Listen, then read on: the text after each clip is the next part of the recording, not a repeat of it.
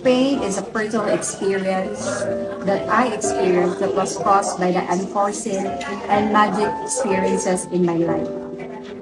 It could be a feeling of loss of a loved one, loss of a job, or being far away from home.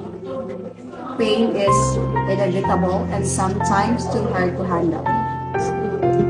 What was the moment where you felt giving up that hurt all time? I have series of pain and challenges that seem to be impossible for me to survive. Losing my ever-loving husband since last February 19, 2020.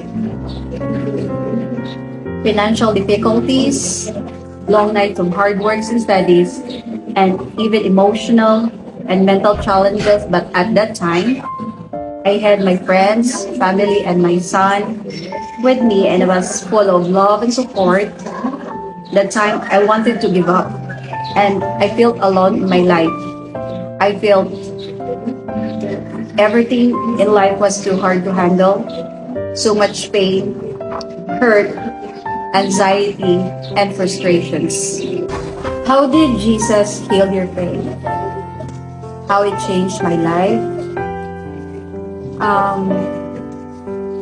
Dili sayon nga mawadaan tag atong minahal na labi na nga grabe gid ang imong gugma sa iya. Dili gid sayon. The time na nawala akong bana na si BJ, it was very, very painful. Si Lord, grabe si Lord. God made me a better person. He made me understand, ipasabot niya nga, ang kamatayon is a victory. And I hope na mahitabo whatever struggles, challenges, adversities na ma-happen sa inyong kinabuhi. Ingon si Lord sa kuha na He loves me and cares for me. He never left me and He is enough for me. And dili ko mundang o mag-uol na mo-serve sa ihaha kanina.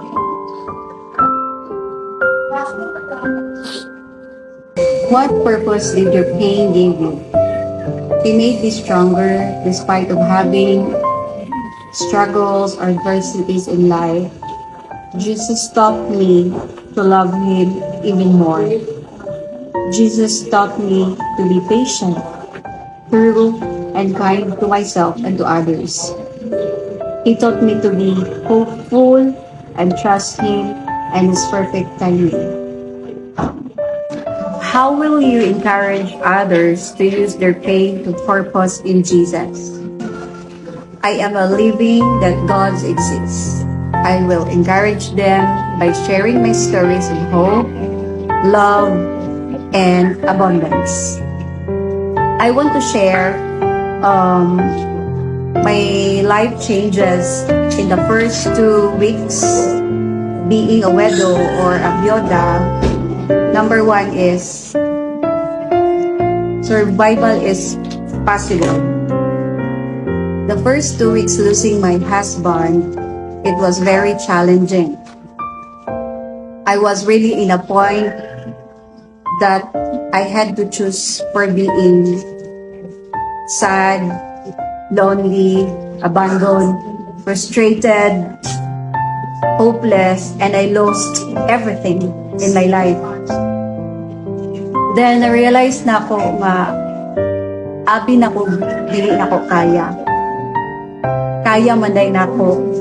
Ni-stand ko alone sa akong kaugalingon. Ni-stand ko alone with my own feet para sa akong anak, si Dado, sa akong family. By the grace of God, grabe akong discarded dito para ma-pursue na ko akong pagswela. And nakuha ng akong degree. I've been through to my bachelor's degree in hospitality management. na para ma-pursue na ko akong dreams and goal in life. And kani nga success made through Him, ni Lord. If it weren't because of His daily provision and comfort, I would not be able to hope and press on for the good future as it is today. And I am giving the God the honor, glory, and praise, but also the beginning of greater plans that God has in store for me, and I will be still and know that He is able and in control of my life. That no matter what happened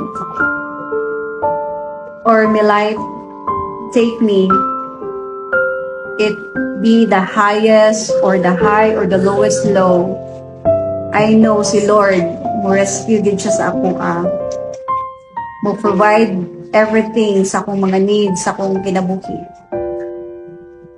This is also a reminder that God who placed that dream and vision in you will carry out His promises and provision for you. In Romans chapter 5, 3-4 says, our pain has a purpose. Endurance develops strength of character, strengthens our confidence of hope and salvation, and this hope will not lead to disappointment. Thank you. My name is Joanne Babia Gales.